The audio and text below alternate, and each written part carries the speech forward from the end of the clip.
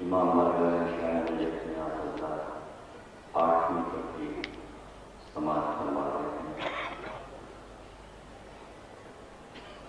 ظہور امام ولی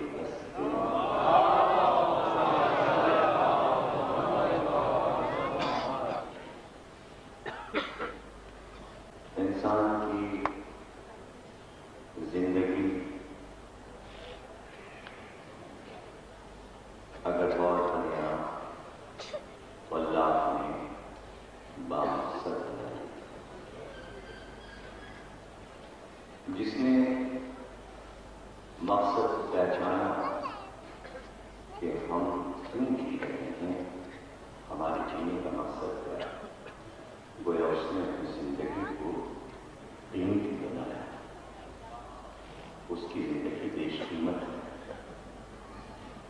ورنہ عام طور سے دنیا کے تمام انسان بے مقصد زندگی گزارتے ہیں، اور ان کو یہ نہیں پتا کہ یہ سب کچھ جو کچھ بھی وہ کر رہے ہیں اس کا مقصد ہے۔ کسی بھی انسان سے آپ پوچھیے، مغربی ہو یا مشرقی ہو، کہ چند لفظوں میں اپنی زندگی کا مقصد بیان کرو، کیوں جی رہے ہو؟ کوئی کہہ رہا کہ ہم اہل عیال کے لیے جی رہے ہیں، خاندان کے لیے جی رہے ہیں۔ بہت کم لوگ ہوتے جو کہیں گے ہم اللہ کے لیے، خدا کے لیے۔ یہ سب جوابات اپنی جگہ، لیکن زندگی کا صحیح مصرف، زندگی کا صحیح مقصد اس میں پوشیدہ ہے کہ اس دنیا کے بعد ایک اور دنیا ہے، اور ہم اس دنیا کے لیے جیئیں، یعنی ہم جینے کے لیے جیئیں۔ تمام انسان مرنے کے لیے جی رہے ہیں، لیکن ہم جینے کے لیے جی رہے ہیں۔ زندگی میں زندگی ہے تو ہم ایک مقصد کے تحت اپنی زندگی گزارتے ہیں۔ یہ سب ذیلی ادارے ہیں، سونا جاگنا، کھانا پینا، کمانا، مقاصد دنیا، چونکہ ہیں اس لیے یہ سب کچھ ہے، لیکن اپنی زندگی کا مقصد صرف اہل بیت کا ذکر، ان کی زندگی کو سن کر اپنے نفس کو، اپنی روح کو، اپنے شعور کو باریکی عطا کرنا، ایک ذہنی رزق لینا، ایک روحانی رزق لینا، یہ مقصد دنیا کے کسی بھی قوم کے پاس نہیں۔ کون کس کے لیے جیتا ہے؟ جن کو نہیں دیکھا ان سے محبت کون کرے گا؟ جیتے جاتے سامنے کے لوگ ہوتے ہیں، لوگ ان سے تو محبت کرتے نہیں۔ کبھی صرف دنیا اس پہ ریسرچ تو کر کے دیکھا ہے کہ 1400 برس پہلے کے جو لوگ گزر گئے اور وہ اب نظر نہیں آتے، ہم ان سے محبت کیوں کرتے ہیں؟ ہم ان سے محبت کیوں کرتے ہیں؟ اور محبت کی اتنی روشنیاں ہیں کہ جنہیں گنا نہیں جا سکتا۔ زندگی کے ہر شعبے میں ہم ان کی محبت کو رچائے بسائے بیٹھے ہوئے ہیں۔ یہ لوگوں کو پتا بھی نہیں کہ کس کس شعبے میں جو ہماری زندگی کے شعبے ہیں، وہاں بھی ہم انہی ہستیوں کو یاد رکھتے ہیں۔ اتنی صدیوں محبت کا سفر طے ہونا یہ کوئی آسان بات تو تھی نہیں۔ کسی نے پوچھ لیا امام سے، ہم آپ کی بزم میں ہیں، ہم آپ سے محبت کرتے ہیں، ہم آپ کو دیکھ رہے ہیں، تو ہمارا رتبہ بہت بلند ہوا، آپ کی محفل میں بیٹھے ہیں، بزم میں بیٹھے ہیں، آپ کو دیکھ رہے ہیں، آپ کی باتیں سن رہے ہیں، آپ کی بتائی ہوئی باتوں پہ عمل کر رہے ہیں. ہمارا رتبہ کا تمہارا رتبہ کم ہے ان سے جو 1400 برس کے بعد اسی طرح ہماری محفل میں بیٹھے ہوں گے، ہمیں دیکھ رہے ہوں گے، ہماری باتیں سن رہے ہوں گے. تم ہمیں دیکھ کر ایمان لائے ہو، وہ بغیر دیکھے ایمان.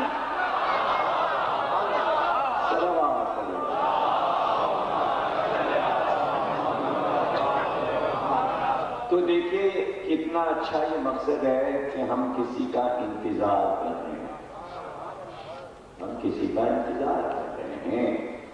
اور یہ طے بات ہے کہ ایک اچھی بات ہے انتظار کرنا، اس میں کوئی عیب نہیں نکال سکتا، اس لیے کہ اس انتظار سے کسی کو نقصان تو پہنچ نہیں رہا. ہمارے ذہن میں ایک خاکہ ہے، ہم کسی کا انتظار کر رہے ہیں تو اس سے کسی کو نقصان تو نہیں ہو رہا، اور ہمارا عقیدہ ہے کہ ہم انتظار کر رہے ہیں. اچھا تو کیا دنیا کا کوئی ایسا انسان ہے جو یہ اٹھ کے بتا دے کہ ہم نے کبھی اپنی زندگی میں کسی چیز کا انتظار نہیں کیا؟ جتنا انتظار دنیا کرتی ہے اتنا ہم تو نہیں کرتے. ہم تو ایک کا انتظار کرتے ہیں، ورنہ دنیا کے نہ معلوم کس چیز کا انتظار کر رہے ہیں. رات اور دن کٹ جاتے ہیں انتظار میں. ہاں کیا بچہ ہو انتظار ہے ہوا، پالو انتظار ہے، جوان ہو جوان ہوا، انتظار ہے شادی کرو شادی ہوئی، اب پوتا ہو انتظار ہے پوتا ہوا، اب یہ بھی جوان ہو اس کی بھی بہاریں دیکھیں. انتظار کے انتظار، صدیوں کے انتظار، صدیوں کے انتظار. اور پھر وہ خود بھی انتظار کر رہا ہے کب تعلیم ختم ہو، کب نوکری کرے، کب پہلی تنخواہ ملے، کب بہت سے پیسے ملے. ہر چیز کا انتظار. حکمراں ہے وہ انتظار کر رہا ہے، سیاسی پارٹیاں نئے الیکشن کا انتظار کر رہی ہیں. یعنی کہاں انتظار نہیں ہے، کس شعبے میں انتظار نہیں ہے. تو ہر انتظار کرنے والا صرف ہمارے انتظار کو کیوں کینہ اور حسد سے دیکھ رہا ہے. اچھا انتظار کرنے والے یہ بھی بتا دیں کہ جس چیز کا انتظار کیا ہے ہمیشہ کیا وہ انتظار پورا بھی ہو گیا؟ کبھی کبھی راستے ہی سے وہ انتظار ٹوٹ گیا اور بات پوری نہ ہوئی. انتظار تو سبھی نے کیا تھا کہ ہم بن جائیں گے وزیر اعظم، لوگوں نے نام بھی دے دیے تھے، انتظار تھا، نامنیشن ہو گیا تھا، ہم بیٹھ جائیں گے اسمبلی میں وزیر اعظم بن کے. تو جتنے نام آئے تھے سب کو انتظار تھا، بنا وہ کہ شاید وہ انتظار نہیں کر رہا. ہو سکتا ہے کر رہے ہیں مجھے نہیں معلوم، لیکن نام ان کا نہیں تھا شروع میں، نام نہیں تھا، انتظار کچھ اور لوگ کر رہے. تو انتظار ٹوٹ گیا نا، تمنا پوری تو نہیں ہوئی. ایسی بہت سی تمنائیں ہیں کہ جو پوری نہیں ہوتی ہیں، انسان انتظار کر کے ہی رہ جاتا ہے. تو ہم کو بھی کرنے دیجیے انتظار.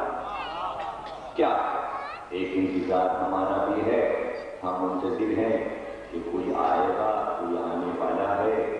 اور انتظار میں ایک لذت ہے، ایک لطف ہے.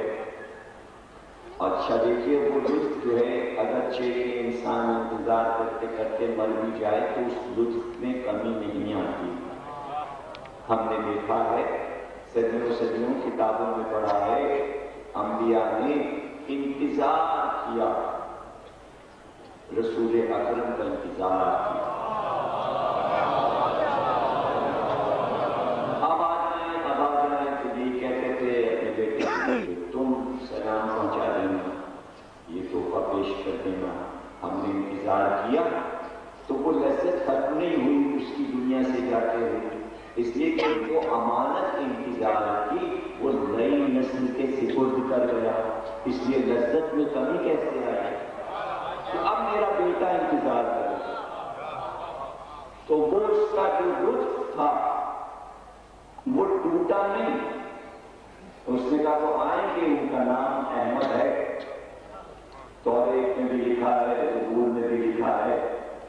इंचियों ने भी लिखा है। तो सदियों जिसका इंतजार लाखों ने किया हो और जिसके इंतजार के दरमियान में जो आएंगे उसके दुख का क्या पूछना। इस जुमले का हज मुकम्मल आपने नहीं लिया। अगर नूह के दौर में आ जाते तो नूह का खुशी का क्या आनंद। अगर मूसा के दौर में आ जाते तो मूसा का क्या आनंद। अगर ईसा के दौर में आ जाते तो ईसा का क्या आनंद होगा। फिर सदियों से इंतजार हो रहा है।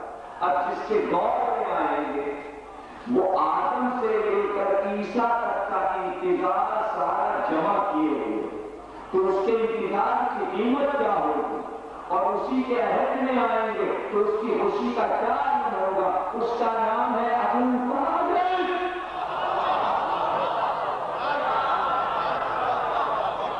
कि वो इंतजार करते करते ये अमानत से कुछ करते गए।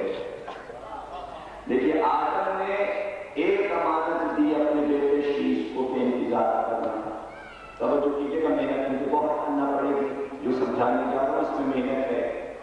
हालांकि रूट आसान वाले भी होते हैं, लेकिन मैं आसान रास्ते छोड़ के मुश्किल नहज पर आ जाता हूं कि इसमें मुझे भी लुत्फ आने लगता है। और जब मुझे आने लगता है तो मुझे इसकी परवाह होती नहीं कि आपको क्या कर पा रहा नहीं आ रहा। एक कैफ होता है, तकलीफ जब बनने लगती है फिर हम लुत्फ लेने लगते हैं, तो फिर आप सुनने लगते हैं। एक अमानत दी आदम ने बेटे को इंतजार करना।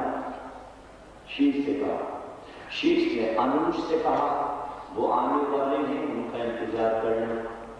अब अनूश के पास दो अमानतें हो गई, आदम की और शीश की।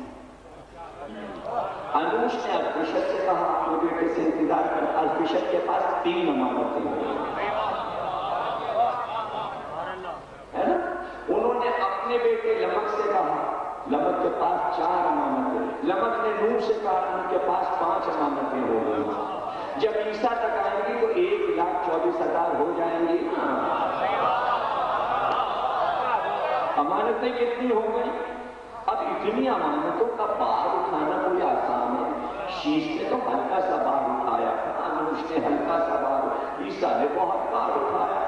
ईसा और अबू तालिब ने 600 बरस का फासला। दरमियान में ईसा के नायब हैं, शमून भी हैं, सलमान फारसी भी हैं, कई नायबीन हैं, शंशत भी है, कई राहिब हैं। उन राहिबों ने वो भार उठाया और उठा के सारा भार 1,24,000 का वजन सब सिकुड़ कर गए अबू तालिब के। अब जरा अबू तालिब के ईमान का बोझ तो देखो।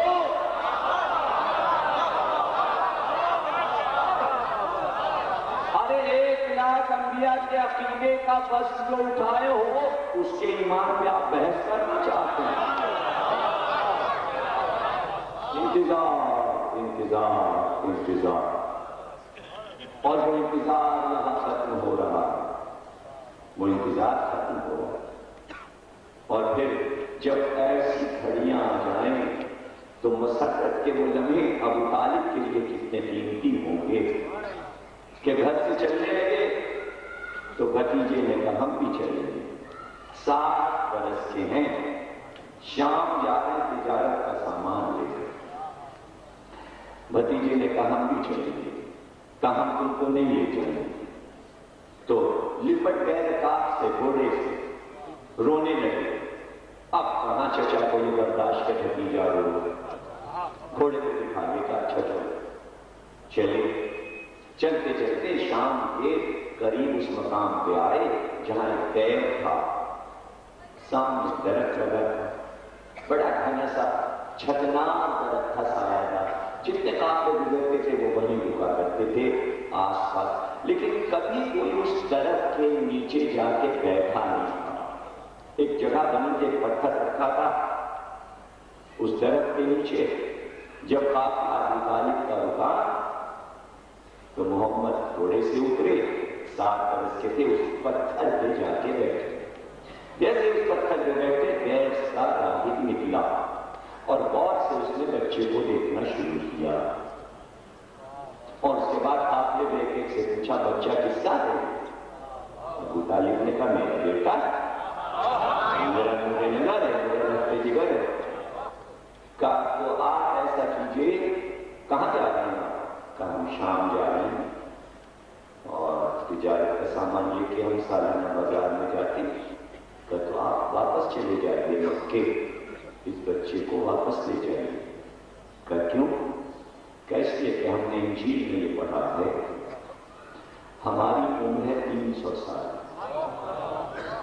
اور 300 سال سے ہم یہ انتظار کر رہے تھے۔ انجیل میں یہ لکھا تھا کہ اس درخت کے نیچے جو آ کے بیٹھے گا وہ آخری نبی ہوگا۔ یہ نبی ہے، یہ نبی ہے، اس کی حفاظت کیجیے۔ اگر ابو طالب کی خوشی کا عالم ہو، سوچیے، تصور کیجیے، جب آپ شام میں جائیں گے زیارت کرنے کے لیے تو وہاں آپ کو میوزیم میں ادھر ادھر بکس ملیں گی، تو وہ جیسے کہ شہروں کے تعلق ملکوں کے گھر، تو شام کی تاریخ جب شروع کرتے ہیں میوزیم والے تو اس واقعے سے شروع کرتے ہیں، ذکر ابو طالب سے۔ نہیں سمجھے آپ؟ اگر مکے کی تاریخ لکھی جائے تو چلو ابو طالب سے شروع ہو، یہ شام کی تاریخ ابو طالب سے کیوں شروع ہو رہی ہے؟ یزید سے کیوں نہیں شروع؟ آپ نے عظمت ابو طالب دیکھی؟ آپ نے عظمت ابو طالب دیکھی؟ 8ویں تقریر ہے، جس کا ذکر مسلسل، اور ہم یہ چاہتے ہیں کہ جس کا ذکر مسلسل ہو رہا ہے آج اس کے دادا کا ذکر ہو، کہ خاندان کیا ہے۔ یہ پوری دنیا، تمام مسلمان جس مہدی کا ذکر کر رہے ہیں، یہ خیال رکھیں کہ ابو طالب کا پوتا ہے، تو ابو طالب کے ایمان پہ بحث مت کریں۔ بحث اس سے کی جاتی ہے جہاں کوئی کمی ہوتی ہے۔ اور اتفاق سے ابھی انشاءاللہ قصر مسیب کا شرط و بدائی ہوتا ہے 29 صفر سے 8 ربیع الاول، 8ویں کی مجلس دن کی ہوتی ہے، جلوس کی ہے بدائی کی، جلوس یعنی مارکیٹ روڈ آتا ہے، تو وہ اشرا جب ہم پڑھیں گے شب میں انشاءاللہ، تو وہاں کا موضوع ہے عصمت ابو طالب۔ دیکھیے 10 تقریریں ابو طالب پر سننے میں، ایک دو تو آپ نے سنی ہے، کوئی گوشہ ایسا نہ رہ جائے ابو طالب سے متعلق کہ جو رہ جائے، اگر رہ جائے تو یاد دلا دیجیے۔ ہم یہ چاہتے ہیں کہ نوجوانوں تک ابو طالب اس طرح رچ بس جائیں، تو یہ موضوع نہیں رکھ رہے ہیں کہ ایمان ابو طالب، ایمان تو ہے، اس کو کیا رکھنا، عظمت ابو طالب، کہ اس ہستی کی عظمت کیا ہے، اس کو کس طرح ماننا چاہیے، اس کی گفتگو قصر مسیب میں ہم انشاءاللہ کریں گے۔ اطمینان کا جزائے اشرا نظریہ کا ہوگا، آپ سماعت فرمائیے گا، آئیے گا۔ تو یہاں پوتے کا ذکر ہے، وہاں دادا کا ذکر کریں گے۔ جیسے آپ پوتے کا انتظار کر رہے ہیں، ایسے ہی ابو طالب اپنے بھتیجے کا انتظار کر رہے ہیں۔ وہ بھی منتظر تھے اس دن کی کہ کب وہ اعلان کریں، کب وہ اعلان کریں، اور سچائی کی راہ میں دیکھیے یہ جو بحثیں ہونے لگتی ہیں، کم نظری، کم عقلی، یہ باتیں اس وقت ہوتی ہیں جب شعور میں کمی ہوتی ہے۔ ابو طالب نے کلمہ کیوں نہیں پڑھا، ابو طالب نے نمازیں کیوں نہیں پڑھی، ابو طالب ایمان کیوں نہیں لائے، یہ سب کم عقلی۔ انسان کے اسٹیٹس کو پہلے دیکھو، اس کا گریڈ کیا ہے۔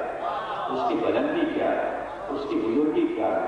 آپ ابو طالب سے وہ سب کچھ چھین لینا چاہتے ہیں. دیکھیے باپ باپ ہے، چچا چچا ہے. آپ کے بھی تو یہ ہوتا ہے، یا آپ اس سے بڑے ہیں؟ کوئی بھی بزرگ یہاں بیٹھے ہوں، ان کا بھتیجا، ان کا بیٹا کرنل ہو، میجر ہو، وزیر ہو، اور وہ خود کچھ نہ ہو، ہوتا ہے. بعض ایسے بھی اشخاص ہیں جن کے بیٹے، جن کے بھتیجے مجتہد بن جاتے ہیں. مثلا آیت اللہ خمینی کے والد کے آیت اللہ تھے، آیت اللہ پور کے والد کے آیت اللہ تھے.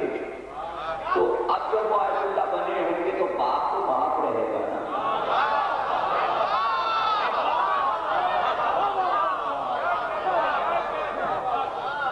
سمجھ لینا. تو آپ اپنے معاملے میں تو یہ چاہتے ہیں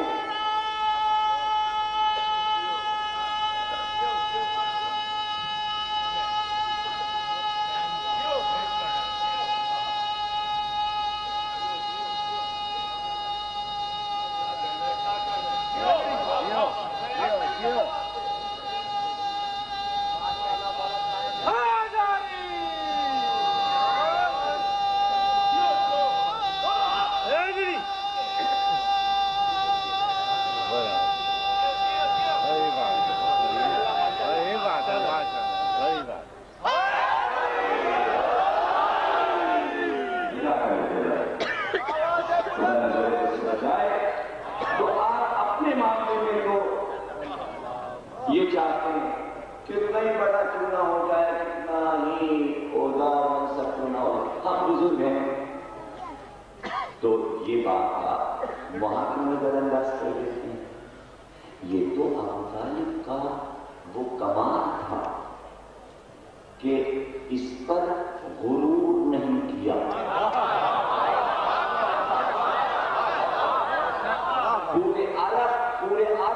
پورے عرب کے سروں کے پیر رکھتے تھے ابو طالب. کیا دیکھتے ہو تم؟ میرا بھتیجا نبی ہے.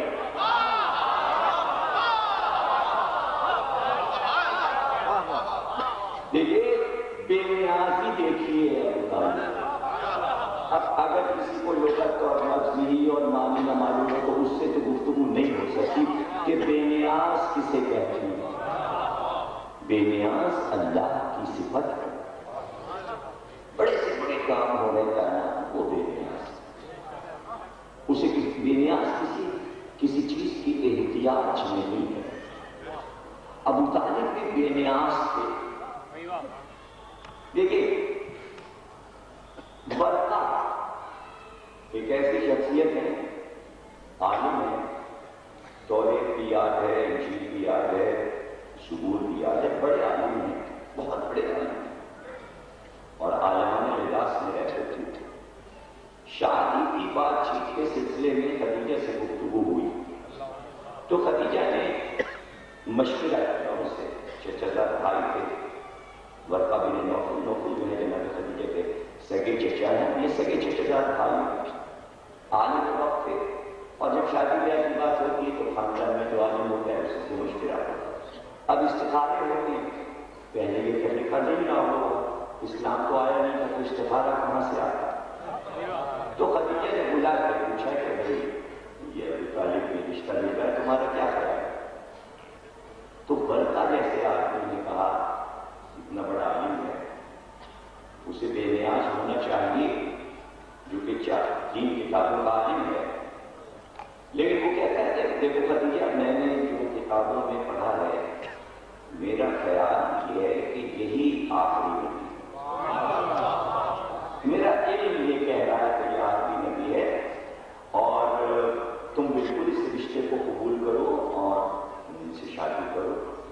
لیکن ہم جا کے بنی ہاشم سے گفتگو بھی کرتے ہیں اس سلسلے میں، اور اس رشتے کو ہم پکا کیے دیتے ہیں. لیکن خدیجہ یہ بتاؤ اس رشتے کو کروانے میں مجھے کیا صلہ ملے گا؟ دیکھیے اتنا بے نیاز عالم، لیکن چھوٹا سا کام کرا رہا، اور میں سمجھتا ہوں اپنے حساب سے بہت بڑا کام، اور اس سے بڑا کیا کام تھا. کہ محمد اور خدیجہ کو وہ ملا گئے، تبھی تو اس کام کی طاقت کو سمجھ رہے تھے کہ یہ کام اگر میں نے کرا دیا اور یہ رشتہ مستحکم ہو گیا اور یہ شادی ہو گئی تبھی تو انعام آگا۔ جملہ ضائع نہ کیجیے گا، جو بات کہنے کے لیے میں دلیل خان کر رہا ہوں تو برکھا نے کہا ہمیں کیا انعام ملے گا؟ کہا تو تمہیں تو اندازہ ہے ہماری دولت کیا ہے، تم اگر کہو تو اس کام کے سلے میں اپنی پوری تجارت اور دولت سے دستبردار دے دوں اور سب تمہارے نام لکھ دوں۔ اب قیمت کا اندازہ کیجیے، اب کام کے بڑا ہونے کا اندازہ کیجیے، ہے نا؟ برکھا نے کہا کہ کام کوئی اتنا چھوٹا کوئی ہے کہ جس کے سلے میں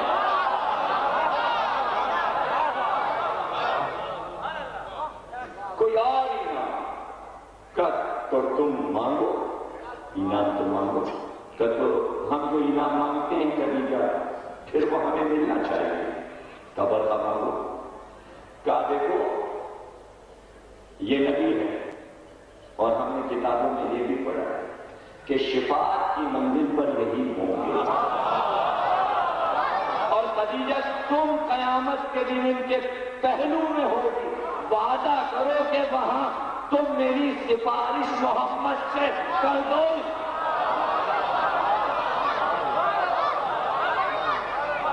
تو برقع جیسا عالم بھی موقع کو ضائع نہیں کرتا، جملہ میرا ضائع نہ کیجیے گا۔ اور اس نے فائدہ اٹھا لیا یہ منگنی کروا کر کہ شفاعت کا وعدہ لے لیا۔ ابو طالب اتنا بے نیاز ہے کہ محمد سے خدمت کا صلہ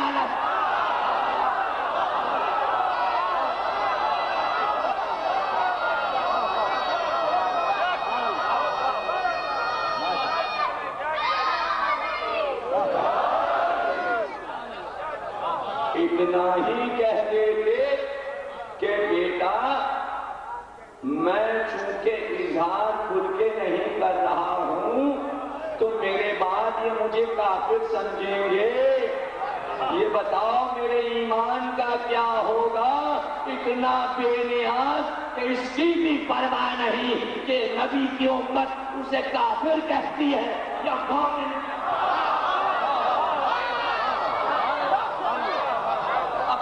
جو چاہے کہتے رہو، ابو طالب کو اس کی پرواہ نہیں۔ مجھے جو کام کرنا تھا وہ میں کام کر گیا۔ تم یہ چاہتے تھے کہ اللہ کے نور کو بجھا دو، میں نے بجھنے نہیں دیا، یہ میری فتح ہے۔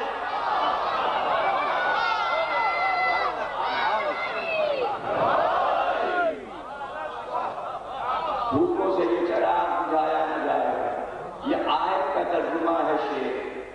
اللہ نے کہا کہ یہ چاہتے ہیں کفار کہ منہ سے پھونک کر اللہ کے نور کو بجھا دیں، یہ چاہے جتنی کراہت کریں اللہ اپنے نور کو کامل کر کے رہے گا۔ اس نور کے کامل ہونے کا آغاز ابو طالب کے ہاتھ سے ہوا اور کامل ہوگا ابو طالب کے پوتے مہدی پر۔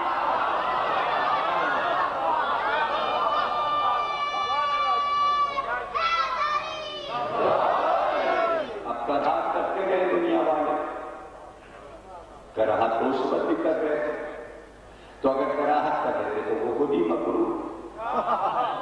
تو ابو طالب کا کیا نقصان کیا؟ اور ابو طالب کو ذرا دیکھیے، بے نیازی دیکھیے، ابو طالب کی بے نیازی دیکھیے، شکایتیں کرنے لوگ آ جاتے ہیں۔ کوئی اور ہوتا تو ڈانٹ کے بتاتا کہتا میرے بچوں کی شکایت کرنے آئندہ مت آنا، موقع دیا آتے رہو، دروازہ نہیں بند کیا، آتے رہو تاکہ سامنا ہوتا رہے۔ پہلے دن جب شکایت کی تھی آ کے ابو طالب سے کہ سمجھا لو اپنے بھتیجے کو آئندہ یہ کلمہ نہ کہے، تو اسی وقت ڈانٹ دیتے آئندہ مت آنا۔ یہ نہیں کہا، یہ نہیں کہا، مطلب آتے رہنا تاکہ ہر بار ایک نئی دلیل لے جاتے رہنا، تاکہ نبوت ان کی مستحکم ہوتی جائے۔ بھائی لطف تو جب ہے کہ بیک گراؤنڈ بھی بتایا جائے، بھائی جب وہی آنے لگی تو یہ بتائیے کیا ہوتا تھا؟ آپ کو تو معلوم ہے، آپ نے فلم میں بھی دیکھا، جن لوگوں نے میسج دیکھی ہے، دا میسج دیکھی ہے، اس میں ڈائریکٹر نے دکھایا کہ وہی آئی تو شروع میں دکھایا اس نے زید بن حارثہ نے آ کے قوم کو سنایا آج یہ وہی آئی، نہیں دیکھا تو مولانا کے بعد دوبارہ دیکھ لیجیے گا، اچھی فلم ہے، جن لوگوں نے نہیں دیکھا۔ کھلا سنایا زید بن حارثہ نے کہا اب سورہ القلم آیا، اب سورہ کوثر آیا، اب سورہ مدثر آیا، اب سورہ مزمل آیا، آپ اس سورہ کا نام بتاتے سورہ سنانے لگتے۔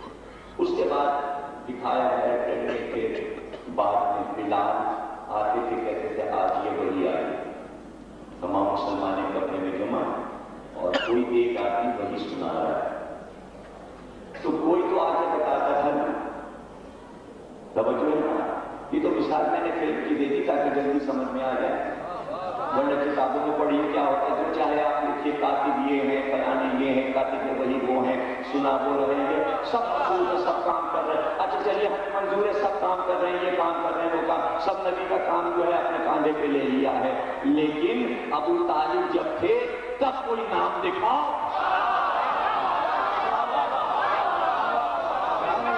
ارے کہاں سے بلال، کہاں سے زید بن حارثہ، تو عورت کا کیا نام ہوں؟ تو اس وقت جب وہی آ رہی تھی تو باہر آ کے کون سنا رہا تھا؟ تو کیا کفر کے زبان سے اللہ اپنی وہی سنوانا؟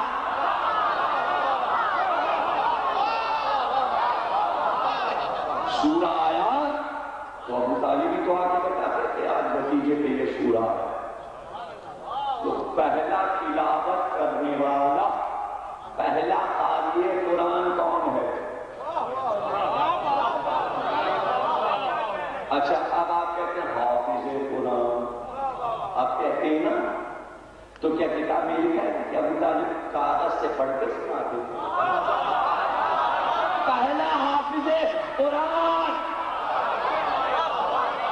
ان نقطوں پہ نظر نہیں ہے آپ کی، بہت انہوں نے ابو طالب سنا ہوگا، ان چیزوں پہ نظر کیجیے،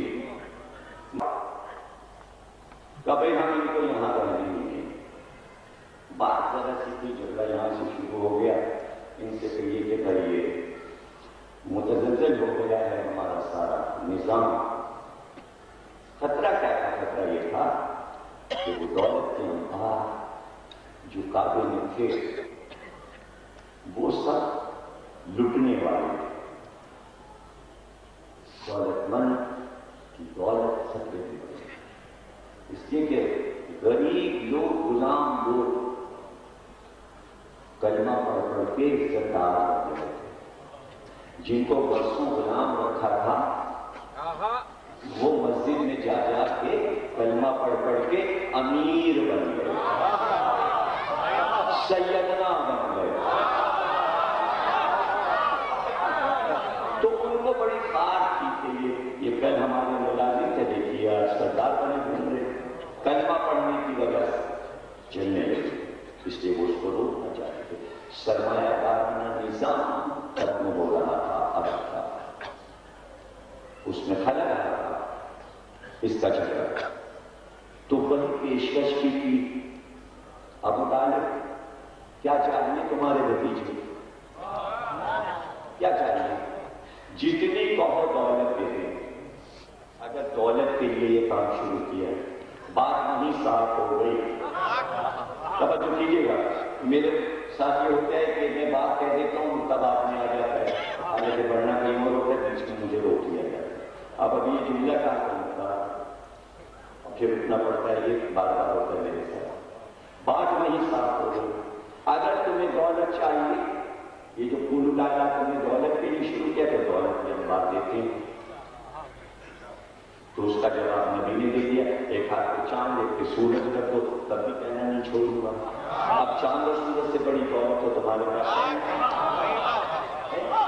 تو تمہاری یہ دولت کیا ہے؟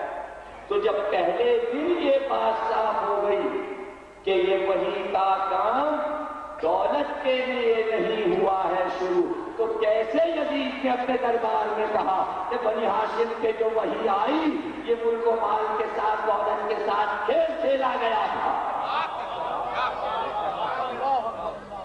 یعنی ذہنوں میں بسا ہوا کہ دولت کے لیے یہ کام شروع ہوا ہے۔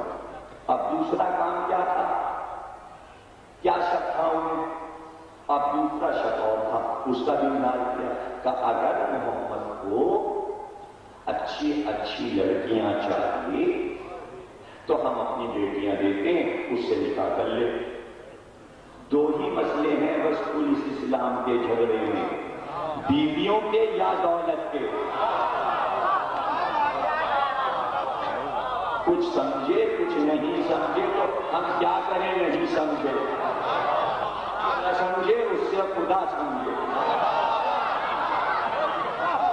جھگڑا یہی سارا جھگڑا، اس سے بھی انکار ہو گیا، اس لیے کہ سب نے دیکھ لیا کہ شادی تو ہو گئی خدیجہ سے، شادی تو ہو گئی خدیجہ سے، دولت بھی نہیں چاہیے۔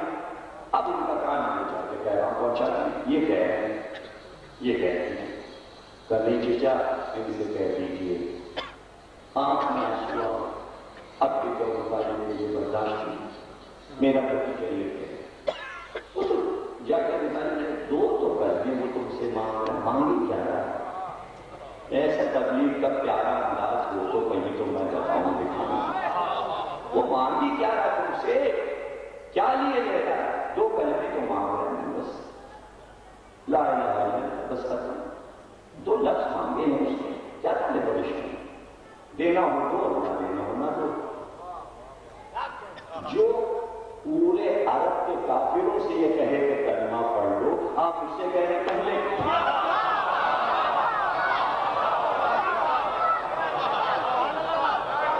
کس پیار سے پڑھوا رہے ہیں ابو طالب؟ ارے ابھی تو بیٹے کی ذوالفقار نہیں آئی، ابھی تو پیار سے بات ہو رہی ہے نا، محبت سے بات ہو رہی ہے۔ دو جملے مانگے ہیں، ان سے دو جملے مانگے ہیں۔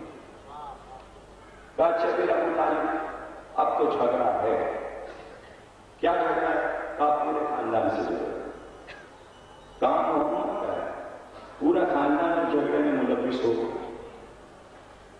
خیال رہے حضور کے 11 چچا، 7 پھوپھیاں، چچاؤں کی اولاد، چچا بھائی، پھوپھیوں کی اولاد، پھوپھی دار بھائی، تعداد میں کم سے کم 500 خاندان کے افراد ہیں۔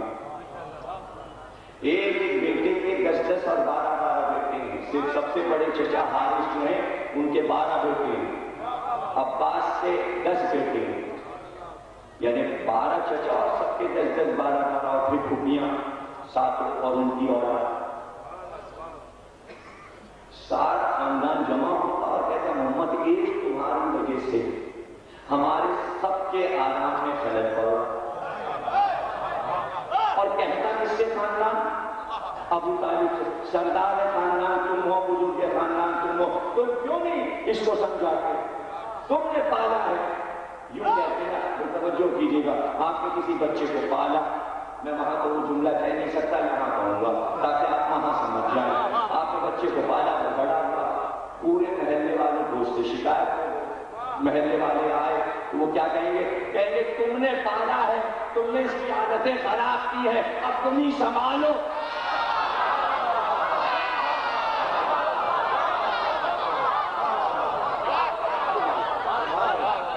یہی تو شکایت ہوگی نا، تو پورا خاندان جمع ہوتے کہتا تم نے پالا ہے اور اس کی وجہ سے ہم سب مصیبت میں پڑنے والے ہیں۔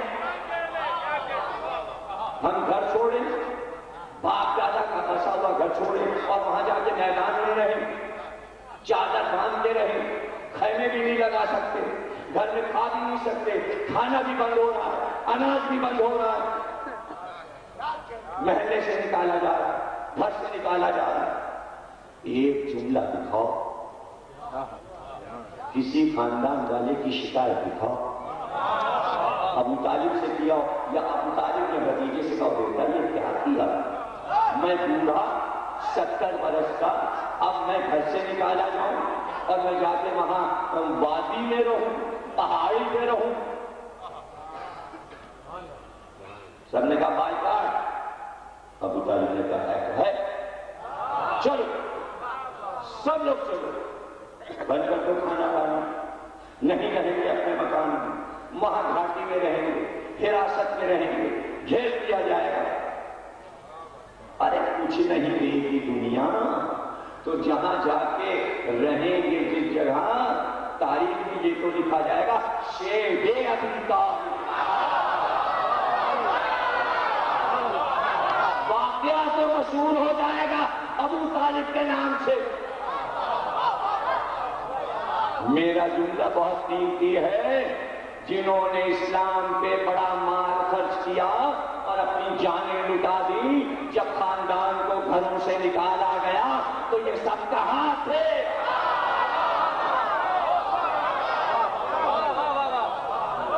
کسی نے مدد نہیں کی، کوئی ابو طالب کے پاس نہیں آیا، ہم آپ کا ساتھ دیں گے، ہم کھانا پہنچا دیں گے، ہم گیہوں پہنچا دیں گے، روٹی پک جائے گی۔ کھانا بند ہو گیا، کھانا نہیں پکتا تھا۔ وہ تو ابو طالب کا 13 برس کا بیٹا تھا جو وادی سے نکلتا، بازار میں جاتا، چوکی بوری لے کے آتا، کوئی راستہ نہیں روک سکتا۔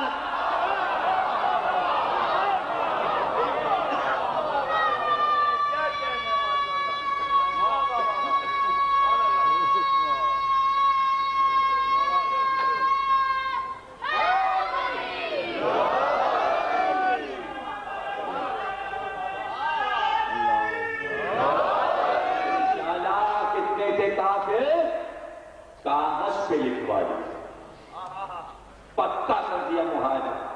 کیوں؟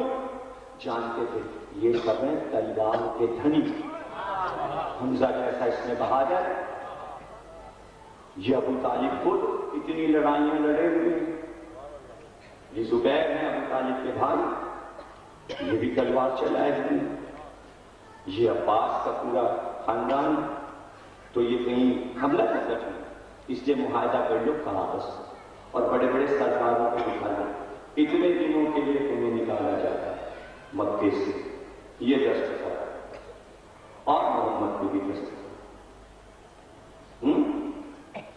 اور گواہی میں رہنی بھی ہو گیا۔ کاغذ لے گئے، اتنا قیمتی کاغذ تھا کہ لپیٹ کے صندوقچے میں رکھ کے تالا لگا کے ایسی جگہ رکھا جہاں چور ڈاکو نہ پہنچ سکے، غائب نہ ہو جائے۔ اب آتے تھے پھاپے اور شیبے ابی طالب، کاش اول اول اول لانے والے یہ اسلام ہو جائے تو یہ آیا کہ کوئی آ جاتا اور کہتا نہیں ہم ہیں اتنی رقم دے رہے ہیں، کھانا پک کے رہے ہم پہنچا دیں گے، کوئی نہیں۔ کیسے یہ دن گزرے، اس میں عورتیں بھی بچے بھی، اب یہ چونکہ رونے کی صدائیں آتی شیب ابی طالب سے بھوک کے مارے تو کافی خوش ہوتے تھے۔ بنی ہاشم کے بچے کو بھوک سے بھی لاتے، روٹی پکاتے تھے، روٹی، چھوٹے چھوٹے بچے، دھوپ سایہ، کیا مصیبت کری۔ جملہ دیکھتے ہیں، گویا مکے کے کافروں نے ایک کربلا بنائی تھی، لیکن باہر ابو طالب کربلا سے پہلے کربلا نہیں بنتی تھی، تو کربلا کربلا نے اس کو بننے دیا تھا، سب کچھ وہی، پانی کھانا بھی بنا، چاروں طرف سے گھرا ہوا، بچے رو رہے ہیں، اللہ کا شہر ہے، بیویاں بھی پریشان، مکے میں نہیں آ سکتے، شہر میں نہیں آ سکتے، مددگار کوئی ہے نہیں، جیسے کربلا میں کوئی مددگار نہیں تھا، سب خون کے پیاسے تھے، یہاں بھی سب خون کے پیاسے تھے، بعد میں تو پوری امت نظر آئی، تو کربلا کے بعد بھی امت نظر آئی، سبھی مسلمان۔ وہاں کس نے مدد کی تھی؟ نبی کے نواز سے، تو اب سب چاہنے والے، تو اب ندی کے بھی سب چاہنے والے، شیر ادھکاری نے اس کی مدد کی، ایک بھی مددگار کا نام نہیں لکھا ہوا، کتابوں میں تو نہیں لکھا ہوا۔ جبریل آئے کا معاہدہ جو تھا، معاہدے کا کاغذ دیمک تھا۔ کل کی تقریبات سرکشوں کو اللہ چاہے تو لشکر اور فوج بھیجنے کے بجائے اپنا ایک سپاہی مچھر بھیج دیتا ہے۔ یہاں اس نے اپنے ایک سپاہی دیمک بھیج دیا۔ دیمک بھی اللہ کا سپاہی۔ اچھا، اللہ کے سپاہی کی مدد اللہ ہی کی طرف سے ہوتی، اب اس کی مدد بھی دیمک لگے۔ آپ نے کبھی دیکھا ہے؟ آپ کہیں گے کہ چھوٹے چھوٹے کیڑوں پہ رک جاتے ہیں، ڈیٹیل دینے لگتی، اصل وہ چھٹی ڈیٹیل دی تھی۔ اگر آپ کو ڈیٹیل معلوم ہے تو میں کیوں دوں؟ کم از کم میں اپنے بچوں کو تو بتا دوں، اگر بڑوں کو نہیں معلوم۔ دیمک کی خصوصیت معلوم ہے آپ کو؟ کبھی کہیں لگے دیکھیے آپ نے، لکڑی میں لگے ہوئے دیکھیے، وہاں پہ پانی ہو جاتا ہے۔ جہاں دیمک لگتی ہے وہ لکڑی گیلی ہو جاتی ہے، وہ چھت گیلی ہو جاتی ہے، پانی کہاں سے آتا ہے؟ دیمک پانی سے سڑاتی ہے، اس چیز کو کاٹتی ہے، پانی چھوڑ کے اسے نرم کر کے پھر پانی کہاں سے آتا ہے؟ دیمک پانی کہاں سے لاتی ہے؟ یہ کوئی مسئلہ ہے جو اب تک ہزاروں برس سے طے نہیں ہوا۔ سائنسداں بھی پریشان ہے کہ دیمک پانی کہاں سے لاتی ہے۔ جہاں دیمک لگے گی وہ جگہ گیلی ہو جائے گی، نم ہو جائے گی۔ اب نہیں دیکھا تو دیکھ لینا، دیمک پانی دے، تاکہ ہماری بات تو سچی ہو جائے۔ تجربے سے تو گزرو، مشاہدوں سے تو گزرو۔ سائنس اسی پہ تو ریسرچ کر رہی ہے۔ یہ جو 6 گھنٹے کی فلمیں دکھا رہے ہیں لال ٹیپ پر، تو آپ دیمک پہ بنا لیجیے، دے دیجیے، بک جائے گی۔ بھائی آپ بنائیے، وہ خرید لیتے ہیں، یہ کوئی کمپنی تھوڑی ہے جو بنا رہی ہے، لوگ پرائیویٹ طریقے سے پرندوں پہ بنا رہے ہیں۔ ہم اپنے بچوں کو ایک دعوت دے رہے ہیں کہ یہ بھی ایک کاروبار ہے، یہ بھی ایک تجارت ہے۔ کاغذ پہ پہلے لکھیے ڈیٹیل، اس کو لکھنے کے بعد، تھیسس بنانے کے بعد اس کو فلمائیے، فلم بنا کے کمپنی کو بھیجیے، لاکھوں ڈالر آپ کو ملیں گے۔ جتنے اسکالرس ہیں، ایک اسکالر نے صرف نیلے رنگ کے فلم بنایا، کمال کیا اس نے کہ کائنات میں نیلا رنگ کہاں تھا، اس پہ تھیسس فلم بنائی، لاکھوں ڈالر اس کو ملے۔ طوطے پہ، سانپ پہ، مچھلی پہ، اس پہ اس پہ، یہ ریسرچ کا دور ہے۔ خالی میں بیٹھے ریسرچ کرتے ہوئے، اس میں برکت بھی ہے، پیسے بھی ملیں گے اور آپ کا ذہن بھی کھلے گا، اور تب اس ریسرچ کے بعد آپ کو عظمت آل محمد بھی معلوم ہوگی۔ سمجھ لینا۔ تو میں بہت سوچا کرتا تھا یہ دیمک پانی کہاں سے لاتی ہے، دیمک پانی کہاں سے لاتی ہے۔ میں نے پڑھنا شروع کیا۔ اب یہ جو اسکالر یورپ کا اگر دیمک میں ریسرچ کر رہا ہوگا تو اس کو نہیں معلوم ہوگا، اب اگر اس کو معلوم ہوگا تو آج کی تقریر کے بعد، اس سے پہلے اس کو نہیں پتا۔ میں نے پتا لگایا چکر یہ دیمک پانی کہاں سے لاتی ہے۔ اس کے بعد پانی ہوا یہ کہ حضرت سلیمان نے ایک شیشے کا محل بنایا اور کہنے لگے کہ اس میں کوئی نہ آئے، اور ایک اصالے کے کھڑے ہو گئے اور فلسطین کی تعمیر ہو گئی، بیت المقدس بننے لگا۔ بڑے بڑے پہاڑ، کئی کئی من کے پتھر جو چیلاتے تھے اٹھا کے، تو شہر بن رہا تھا، ہیکل بن رہی تھی۔ اس میں کہ دیوار بچی ہے، دیواریں گریا، وہ اکثر آپ نے ٹی وی پہ دیکھی ہوگی جہاں بیٹھ کے لوگوں کی روتی ہیں، ایک ایک پہاڑ، اس کا جو پتھر ہے گلاس، وہ کئی کئی فٹ کا، اور وہ پتھر کا ہے، بڑی بڑی کرنوں سے بھی نہیں اٹھ سکتا، چٹانیں۔ وہ تعمیر ہو رہا تھا، شیخ سلیمان دیکھ رہے کھڑے ہوئے، عصا کے سہارا دیے اور اعلان کرنا ہوئے آئے میں 7 منزلہ ہے، شیشے کا اور اندر ایک گندا پرندہ پر ایسے میں کوئی اندر اب دل اور جنات تو زیر میں نہیں کہتے تھے سلیمان، جن جو تھے سلیمان کی قوم ہے، اپنا بادشاہ سلیمان کو کہتے تھے جنات، ان کے ملازم ان کے غلام تھے جنات۔ تو کوئی آیا تو سلیمان نے کہا کون؟ کہ میں وہ ہوں، جہاں بھی جاتا ہوں کوئی مجھے روک نہیں سکتا، جہاں چاہوں چلا جاؤں۔ سلیمان نبی تو سمجھ کے کہا اچھا ملک الموت ہو، تو پہچان تو گیا، کیوں آئے ہو؟ آپ کی روح قبض کریں، سمجھ گیا اللہ کا حکم ہے۔ کہا اچھا تو ہماری زندگی ختم، کہا تو پھر ہم لیٹ جائیں گجرے میں جا کے تب موت آئی؟ کہا نہیں، حکم الہی ہے اسی عالم میں، حکم تو یہ ہے کہ بس اسی عالم میں جیسے آپ کھڑے ہوئے ہیں ایسا پکڑے ہوئے۔ تو حضرت سلیمان کہنے لگے اچھا تو اتنا تو ہے نا کہ دھوپ سے ہٹ کے سائے میں آ جاؤں۔ یہاں پہ دلیل قائم کی ہے عرفاء نے کہ موت اور زندگی دھوپ اور سایہ، بس اتنا فاصلہ ہے موت اور زندگی میں۔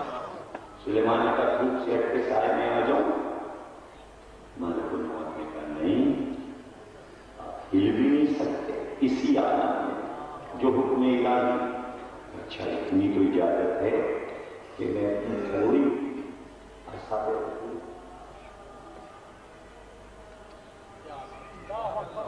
کہا نہیں اسی عالم میں، اور ان کا ضرور اب ویسا پکڑے میں کھڑے گئے، روح گئی، ملک الموت گئے، اب سلیمان کھڑے ہیں، برسوں گزر گئے، جنات کام کر رہے ہیں، دیو کام کر رہے ہیں، حضرت سلیمان دیکھ رہے ہیں، اب کام لگے کام لگے، عصا میں دیمک لگی، اندر اندر اندر اندر اندر، جب پورے عصا کو کھا گئی تو عصا ٹوٹا، سلیمان کی لاش گری، تب دوڑے جی اور یہ پتہ چلا انتقال کرنا چکے، بعد میں پتہ چلا ان کے انتقال کو بہت دن ہو گئے۔ تو ان کا بھائی کیسے یہ گرے؟ سب کے اندر کوئی کیڑا ہے، جنات نے دیکھا دیمک، تو جنہوں نے کہا کہ تم نے بڑی مہربانی کی کہ ہمارے بادشاہ کی موت کی خبر ہمیں دی، ورنہ ہم کو برسوں نہ پتہ چلتا کہ ہمارے بادشاہ کی وفات ہو چکی۔ اب تم جہاں بھی جاؤ گے پانی ہم جنات تمہیں پہنچائیں گے۔ یہی تو میں نے سوال کیا تھا کہ دیمک پانی کہاں سے لاتی ہے؟ اب اگر جنات نہیں پہنچا رہے تو ریسرچ اسکالر ثابت کرتے صلوات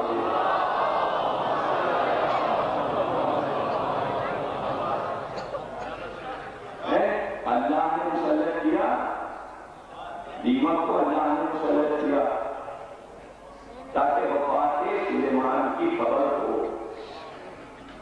تو دیمک سلیمان کے عصا کو کھاتی ہے، انعام میں ملتا ہے اسے پانی ہے،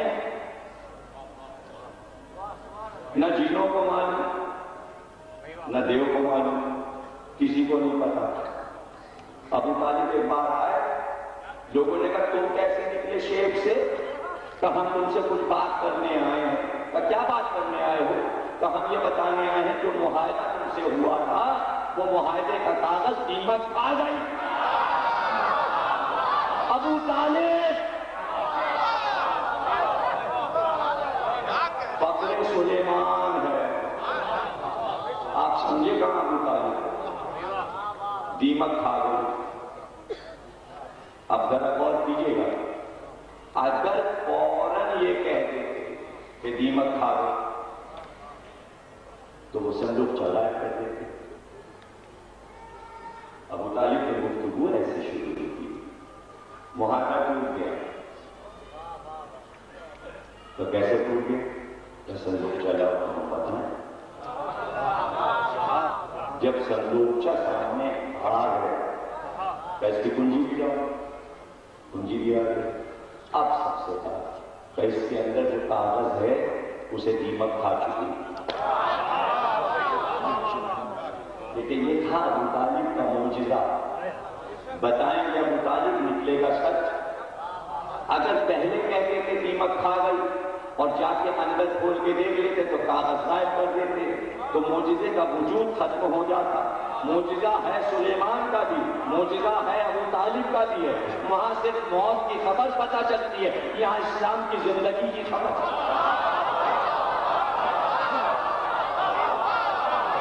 اب اسلام کی زندگی شروع ہو. وہاں سلیمان کی حکومت ختم ہو رہی ہے، یا محمد کی حکومت شروع ہو رہی ہے. پیچھے ہے دیمک، دیمک کھا گئی. کھولو. کہ ابو طالب یہ تو بتا دو تمہیں پتا کیسے چلا؟ کہ میرے بھتیجے نے بتایا. کہ تمہیں اپنے بھتیجے کے بیان پہ اتنا یقین ہے کہ وہ سچا ہے، وہ سچا ہے اور نبی سچا ہوتا ہے. جملہ یہ کہا اگر غلط نکلے تو میرے بھتیجے کو قتل کر دینا. تو اتنا نبوت محمد پر یقین ہے ابو طالب کو، ورنہ کوئی یہ نہیں کہتا میرے بچے کو قتل کر دینا. معلوم ہے ابو طالب کو کہ خبر سچ ہے اور خبر دینے والے کو نبی کہتے ہیں. کاغذ نکلا، سامنے آیا. جہاں محمد کا نام لکھا تھا وہ لکھا ہوا اور گواہوں کے نام ادھر ادھر لکھے تھے وہ دیمک کھا گئی. محمد کا نام جگمگا رہا تھا، ادھر ادھر والوں کو دیمک کھا گئی.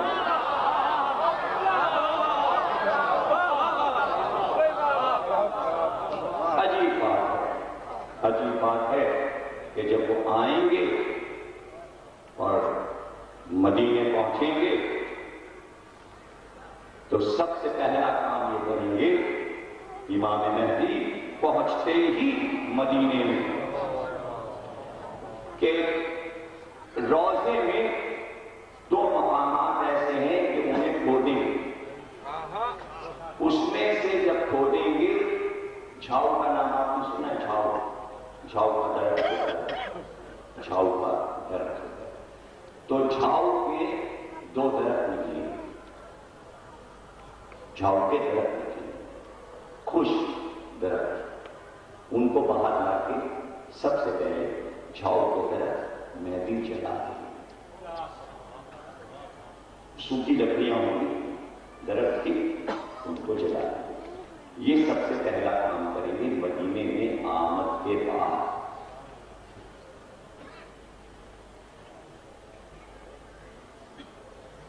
اب اس کی شرح پڑھنا چاہیں تو بتا دیں، میں آپ کو بتا دوں.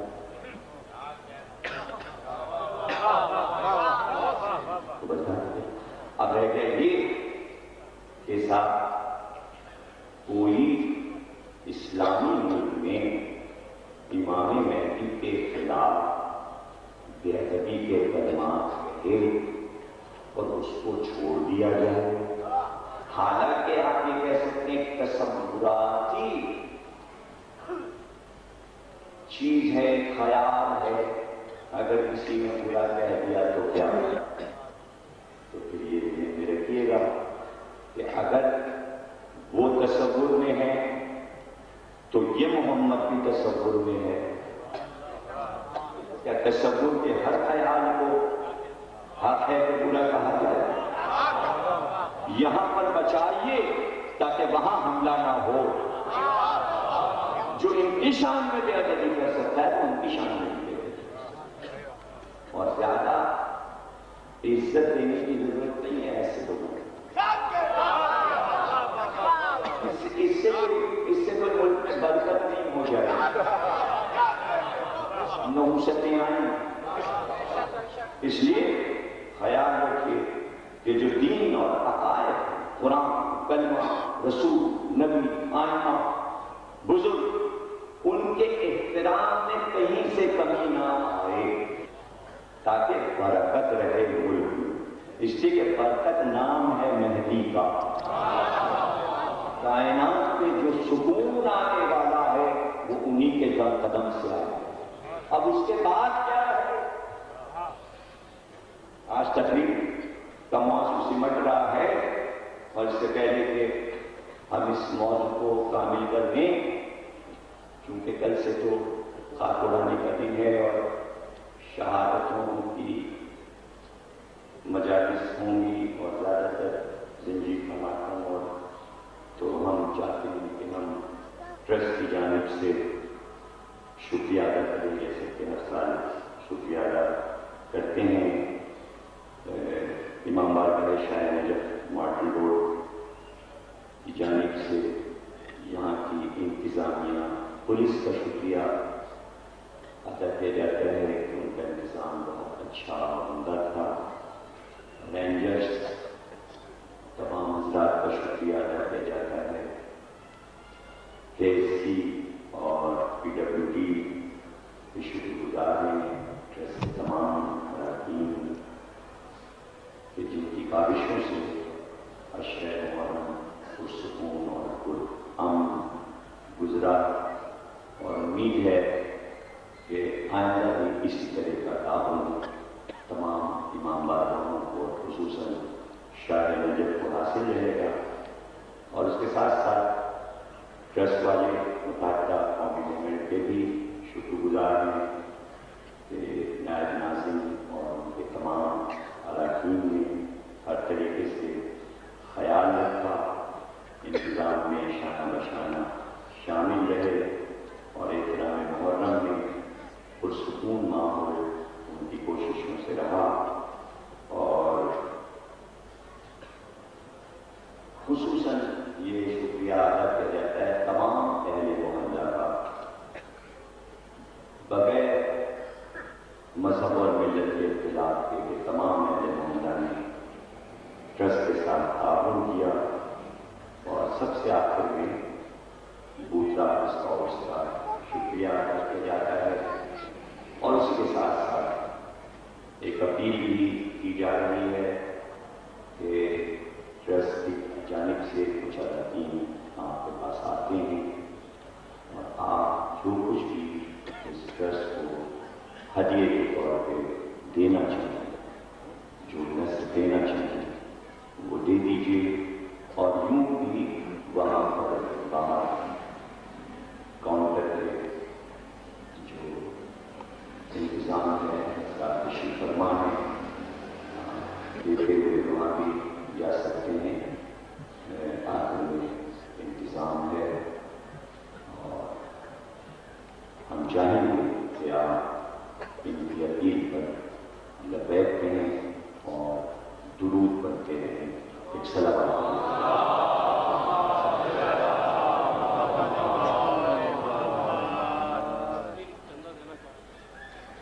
کوئی اس میں شرط کی بات نہیں ہے، اور کوئی جو یہاں پر تو میں آپ سے کہہ چکا ہوں کہ حدیث یہی ہے کہ آپ ایک سکہ دیں تو امام کہتے ہیں ہماری راہ میں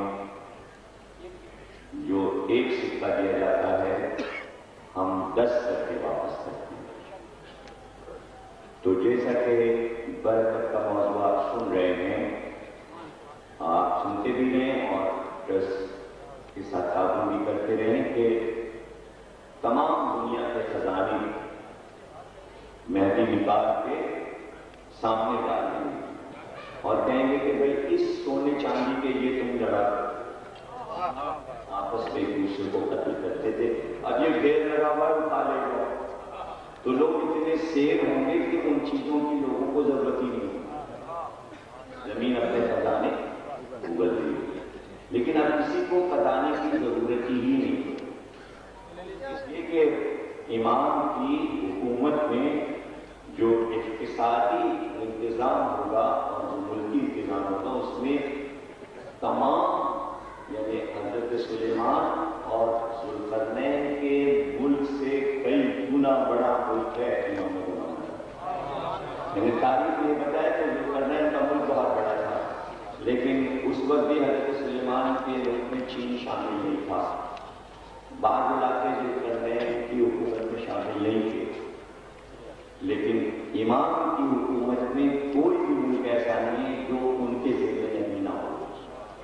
تو آپ ذرا سوچیے کہ پوری دنیا پر، پورے گولے پر امام کی حکومت، اور ہر شہر کی سڑک چاندی کی بنوانی چاہیے، چاندی کی سڑکوں پہ، گولکار کی سڑکوں پہ ہم چلتے ہیں اور جون میں جو سڑک کا عالم ہوتا ہے وہ آپ کو پتا ہے، اور برسات میں تو آپ دیکھتے ہیں گڈھوں میں سے ہوتے ہوئے کہ جیسے کہ سعودی عرب کا اونٹ تو ویسے کراچی والوں کی کار چلتی ہے، عرب کے اونٹ اور کراچی کی گاڑی میں تو فرق نہیں ہے، لہر لیتی ہوئی جاتی ہے۔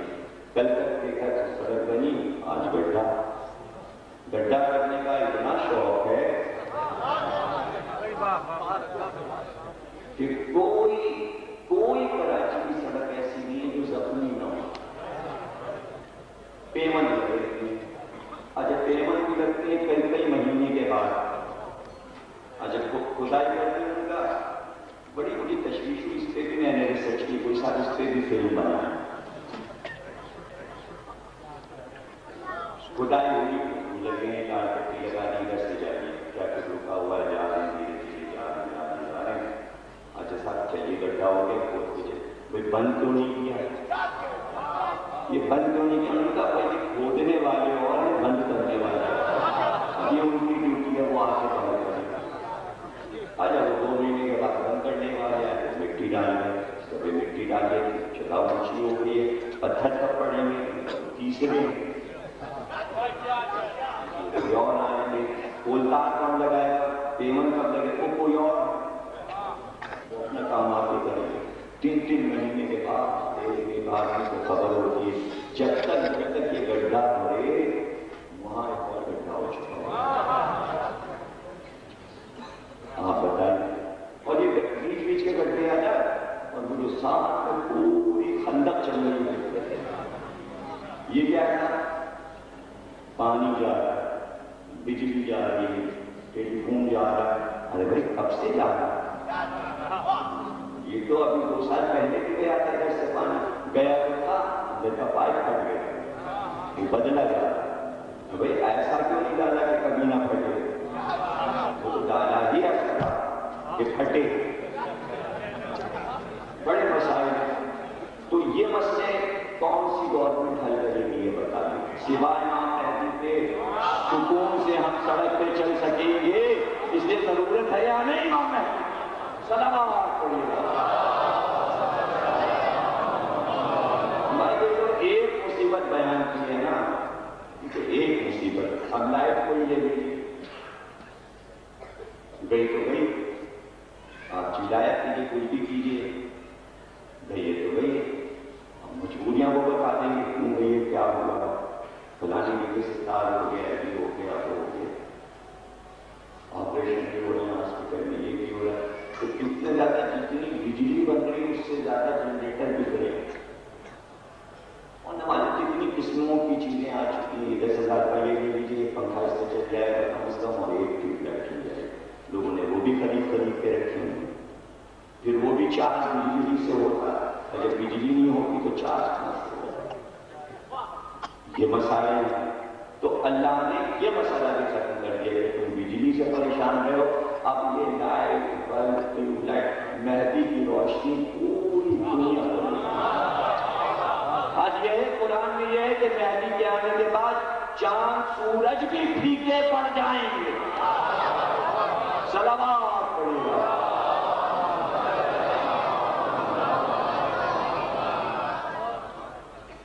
تمام صوبوں کے گورنروں کے نام لکھے تھے،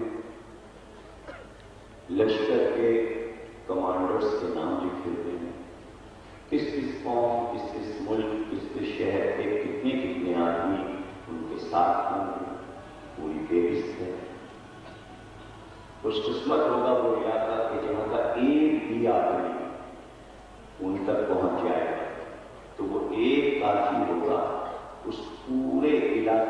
سفارش کے لیے.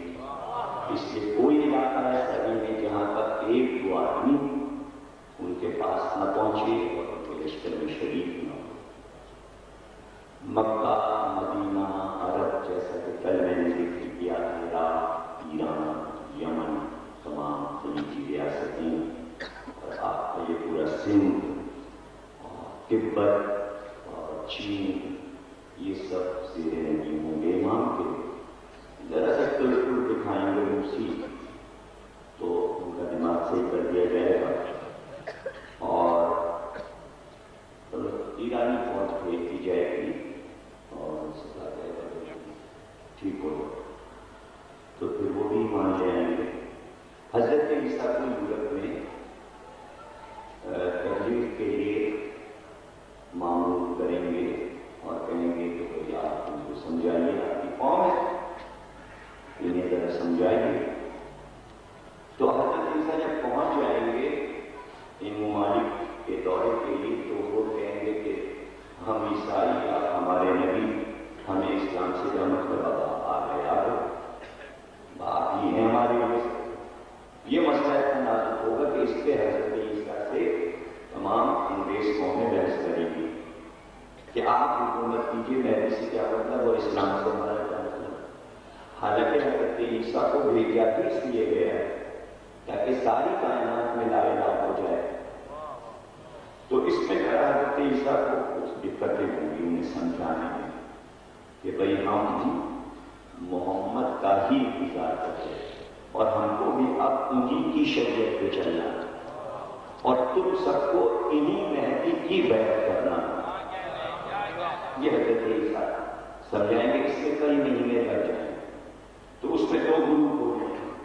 ایک حصہ تو امام کے ایمان لائے لیکن کچھ جو متفنن قسم کے ہوں گے وہ ذرا حضرت عیسیٰ کی زیادہ وہ کریں گے کہ آپ اصل نبی آپ، لیکن دلیل قائم مسلسل کرتے رہیں گے چونکہ جب سے کام نہیں کرتے اس لیے حضرت عیسیٰ مسلسل سمجھائیں گے ان کو. اور اس کے بعد جب تک امام یورپ کی طرف پہنچیں حضرت عیسیٰ انہیں سمجھا لیں گے اور اس کے بعد پورا یورپ امام پہ ایمان لائے گا، لا الہ پڑھنے لگے گا. اب رہ جائے گا امریکہ. حالانکہ اتنا لٹ پٹ چکا ہوگا ایٹمی لڑائی کے دور میں، قیامت صغریٰ جو برپا ہو چکی ہوگی ایٹمی وار، اس میں بڑے سپر طاقتیں سب مل چکی ہیں. لیکن وہ جتنے بھی باقی ماندہ ہوں گے چونکہ یہودی وہاں پر پناہ گزین ہوں گے اس لیے وہاں پر یہودی پیچھے ہو جائیں گے چونکہ دجال کے اور سفیانی کے. اس وجہ سے کچھ جنگوں کی صورتیں پیدا ہوں گی اور اس جنگ میں کئی لاکھ آدمی مارے جائیں اور مہدی کا قیام کریں گے. اور وہ ایسی جنگ ہوگی کہ کبھی کائنات میں ایسی جنگ نہیں ہوئی. اور اتنے شجاع لوگ امام کے ساتھ ہوں گے کہ اللہ ہو. علماء نے لکھا کہ دراصل مہدی کی حکومت آغاز ہے جنت کے راستے کی طرف. اور چونکہ سیاروں میں آنا جانا ہو جائے گا اور 7 آبادیاں سیاروں میں ایسی کہ جس میں اللہ کی مخلوق آباد ہے اور اس مخلوق سے اس زمین کی مخلوق کی اب تک ملاقات نہیں ہوئی اور وہاں کے لوگ یہاں نہیں آ سکے ہیں. تو ایسی سواریاں امام کے پاس ہیں کہ جو لاکھوں برس کے فاصلے کو طے کروا کے یہاں کے انسان سیر کرنے کے لیے ان سیاروں پر جانے لگیں گے اور وہاں سے رابطہ ہو جائے گا. اور جیسے جیسے اوپر کی طرف بڑھتے جائیں گے تو گویا جنت کا راستہ کھلتا جائے گا اور انسان اپنی زندگی میں جنت کو سمجھ سکے گا جہاں ہمیشہ رہنا ہے. اور زیادہ تر علماء کا خیال یہ ہے کہ امام کی حکومت ابدی حکومت ہے. اس کے بعد کوئی تباہی نہیں ہے. جیسا نظام اللہ چاہتا تھا جب وہ آ گیا تو اب دنیا کے خاتمے کا کیا سوال پیدا ہوا. پہلے وہ یہ دکھائے گا کہ اب جو انبیاء تکلیفیں اٹھا کر چلے گئے اب ان کو بھیج کر وہ پرسکون ماحول دکھائے کہ اب تم اس ماحول میں سانس لے کر یہ دیکھو کہ خدائی نظام کیا ہوتا ہے، اور ہر نبی اپنے اقتدار کو دیکھ سکے، ہر مظلوم اپنے اقتدار کو دیکھ سکے، اس لیے ہر مظلوم امام کو بھیجا جائے گا اور سب کی حکومت اس دنیا پہ قائم ہوگی، اور یہ حکومت کروڑوں برس رہے گی۔ آئمہ کی حکومت رہے گی، ہمارے نبی کی حکومت رہے گی، اور بس اس کا رشتہ ڈائریکٹ جنت سے جڑ جائے گا تاکہ انسان جنت کو دیکھ سکے۔ کروڑوں برس کا سفر طے کیا انسان نے جنت دیکھنے کے لیے، جس کی تلاش میں راکٹ اور اپولو جا رہے ہیں کہ چاند اور زہرہ اور مشتری کو تلاش کرتے ہیں، دیکھیں جا کے کہاں جنت ہے۔ تو اگر انسان کو معلوم ہوتا کہ اتنی تگ و دو کر کے کروڑوں ڈالر خرچ کر کے ایسی سواریاں بنا کر ہم وہاں جا سکتے ہیں، اگر ہمارا پہلا جملہ آپ کے سمجھ میں آ جائے کہ زندگی کے مقصد کو انسان سمجھ لے تو جنت یہاں دیکھ سکتا ہے۔ عاشور کی صبح حسین نے بار آواز دی، حبیب جو ہے راضی ذرا سامنے دیکھو، اب جو دیکھا تو جنت سامنے تھی۔ تقریر ختم ہو گئی، کوثر لہریں لے رہا تھا، جنت کے پرندے ادھر آ گئے، حبیب آپ اس زہیر جنت کو دیکھ رہے تھے۔ تو حسین نے کہا یہاں کے لیے نہیں ہو تم، وہاں کے لیے، تو اب کیا تھا لڑنا اور جان دے دینا، ان کے لیے کیا تھی نیزوں اور تیروں کی تکلیف۔ اور جب وہ بزم سجے اور جہاں اللہ دکھائے گا کہ ہمارا اقتدار کیا ہے، قرآن میں ہے کہ اس دن اللہ پکار کے کہے گا آج کس کا دن ہے، تو خود ہی آواز دے گا آج کہا جبا کا دن ہے، آج ہمارا، خود ہی کہے گا آج کس کا دن ہے، اور خود ہی کہے گا آج ہمارا دن۔ اور پھر ملائکہ آئیں گے اور اللہ کہے گا صابرین کے سلام کرو، حسین کے اقتدار کو سلام کرو، فرشتے سلام کریں، اور اس کے بعد اللہ نے چاہے گا کہ پوری کائنات ایک ایک نبی کو دیکھے، پھر انبیاء کی سواریاں آئیں گی، اب آدم آئیں، اب نوح آئیں، اب ابراہیم آئیں، موسیٰ عیسیٰ، نام سنے تھے انسان، اب انسان زیادت کرے،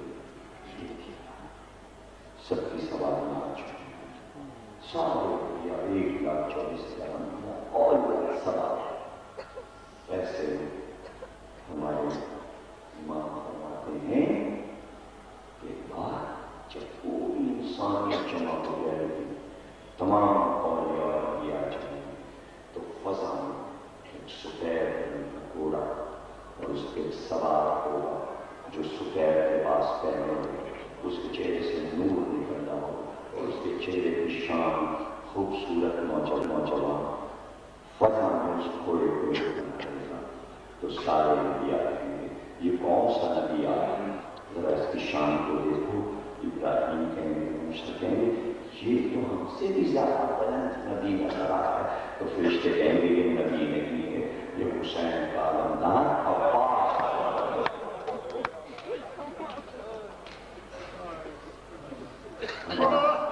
لیکن کیسے شکریہ آپ کا ادا کیا، اور ہماری طرف سے عزیزانوں کا شکریہ کہ موت کے ساتھ وہ آئے، انتہائی محبت اور شفقت کے ساتھ انہوں نے مسلسل فضائل اور مسائل سنے، ہمارا ساتھ دیا، فضائل میں مدد کی، ہماری مسائل میں کلیئر کیا۔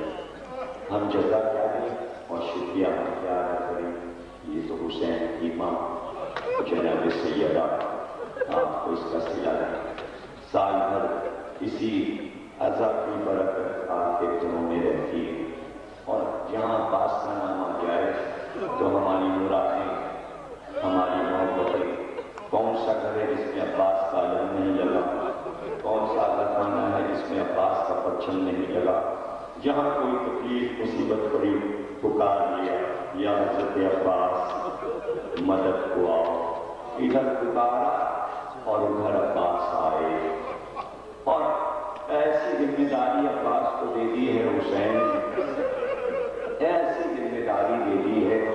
حدیث معصوم یہ ہے کہ جب زائروں کا قافلہ چلتا ہے تو حسین پکار کے کہتے ہیں عباس ہمارے زائر آ۔ تو حضرت عباس زائرین کا استقبال کرتے ہیں۔ اللہ کی شان سے محشر میں آئیں، کیسے آئیں گے کہ لٹا ہو جائے گا لوگوں کو کہ کوئی نبی آ۔ اور اس کے ساتھ یہ دوسری حدیث کہ امام دونوں سے بیان کیا اور امام سے حدیث کو بیان کر کے روتے اور رو کے کہتے تھے کہ جب محشر کے میدان میں ہماری دادی فاطمہ زہرا ہوئی تو رسول اللہ پوچھیں گے شفاعت کے لیے کیا لائی تو اپنی آنکھوں سے دو کٹے ہوئے ہاتھ بلند کریں گی اور کہیں گی بابا شفاعت کے لیے میرے بیٹے عباس کے یہ دو کٹے ہوئے ہاتھ کافی۔ کیا مرتبہ ہے حضرت عباس کا، کیا مرتبہ ہے؟ معصوم سے پوچھئے کیا مرتبہ ہے؟ بعد کربلا ایک بچہ 10 برس کا خوبصورت سا بچہ بس امام میں داخل ہوا تو امام صلی اللہ علیہ وسلم اس بچے کو دیکھ کر اٹھ کے کھڑے ہو گئے، تعظیماً اٹھ کے کھڑے ہو گئے، گلے لگایا، پیشانی پہ بوسہ دیا اور اپنی جگہ بٹھایا۔ کچھ باتیں بچے نے کی، پھر بچہ چلا گیا۔ اصحاب نے پوچھا کوئی امام ہے؟ کسی کی تعظیم آپ پہ واجب نہیں؟ کون سا بچہ تھا جس کی تعظیم؟ کہیے میرے چچا عباس کا بیٹا ہے، آپ اس کی تعظیم کرتے ہیں تو رونے لگے۔ کہ تمہیں کیا پتا چچا نے کربلا میں آل محمد کی جو خدمت کی ہے اس کا صلہ ہم قیامت تک نہیں دے سکتے۔ اللہ اللہ ابھی آنے والا میں ذکر کر رہا تھا، اس روایت میں نے پڑھی تو میرے بیٹے نے کہا کہ میں علم اٹھا رہا تھا، میں اندر تھا، میں نہیں سن پایا، 2 بار پڑھی۔ بچے کو بہت پسند ہے روایت، استاد فرمائش کرتا ہے، اس لیے میں پھر پڑھ رہا ہوں اور یہیں پہ تحقیق ختم ہو رہی ہے سامنے۔ علم اور تعلیم کا جلوس بھی آ چکا ہے اور اس کی آمد آمد ہے۔ 2 جملے عرض کر رہا ہوں۔ بیت العلوم ایک بہت بڑے عالم تھے اور جب روزے میں آتے تو زری کو پکڑ کے زیادت پڑھتے اور 2-4 جملے مسائل پہ پڑھتے روتے۔ کبھی امام حسین کی زری پہ آتے، کبھی حضرت عباس، تقریب 4 جملے آپ مساف ہوئے۔ ایک دن کو روزے پاس پہ آئے تو ان کا چھوٹا بچہ 8-9 برس کا ساتھ تھا۔ جب ذریعے عباس کو پکڑ کے ہم وہ زیادت پڑھنے لگے تو بیٹے نے کہا کہ بابا آپ کو اکثر حضرت عباس کے جب مسائل پڑھتے ہیں تو آپ ذکر کرتے ہیں عباس کا قد اتنا بلند تھا کہ جب گھوڑے پہ بیٹھتے تو ان کے پیر زمین تک خط دیتے تھے۔ آپ نے کئی بار پڑھا تو بابا جب قد اتنا لمبا تھا تو حضرت عباس کی قبر بھی اتنی لمبی ہونی چاہیے۔ یہ قبر کا تعویذ کیوں چھوٹا ہے بابا؟ یہ عباس کی زری کیوں چھوٹی ہے؟ تو بحر العلوم نے اپنا سر زری سے ٹکرایا، بے ہوش ہو گئے، سر زخمی ہو گیا، بیٹا ہوش میں لایا۔ بابا آپ نے بتایا نہیں، کیا بتاؤں؟ جب عباس فرات کے کنارے شہید ہوتے گرے اور حسین لاشیں پر آئے اور علم اور مشخیمے میں لے گئے، جب حسین لاشیں عباس سے چلے گئے تو فرات کے کنارے سارے اشقیاء جمع ہوئے، عباس کے لاشیں کو گھیر لیا اور تلواریں نکالی اور